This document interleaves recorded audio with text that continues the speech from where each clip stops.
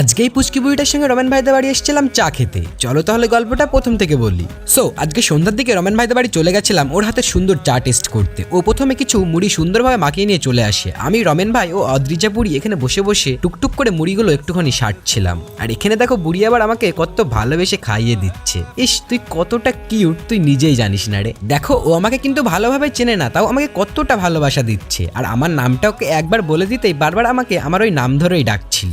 দেন ওকে নিয়ে আমরা একটু এক্সপেরিমেন্ট করি, বাট ও এতটাই স্ট্রং, লেবু খাওয়ার পরে ওর কোনো রিয়াকশন ছিল না। তারপর আর কি, গরম গরম চা খেতে খেতে আমার একটু বেশি গরম লেগে গেছিল। ওই জন্য বুড়ি দেখো আমাকে আবার হাওয়া করছে, আমাকে বলছিল তোমার কি গরম লাগছে, আমি তোমাকে একটু হাওয়া দেবো। ওকে ছেড়ে তো আমার একদমই বাড়ি আসতে ইচ্ছে করছিল না, তাও অনেকটা রাত হয়ে গেছিল। ওই জন্য ওকে টাটা জানিয়ে চলে এসেছিলাম বাড়ির দিকে। আমার জন্য না হলেও এই পুচকি কিউটিটার জন্য ভিডিওটাতে একটা লাইক করে ছোট্ট করে একটা কমেন্ট করে যেও। আর তোমরা কি আমার ভিডিওতে পুচকিটাকে দেখতে চাও তাহলে অবশ্যই আমাকে জানিয়ে যেও, তাহলে পরবর্তী ভিডিও আবার আমি ওর সাথেই বানাবো।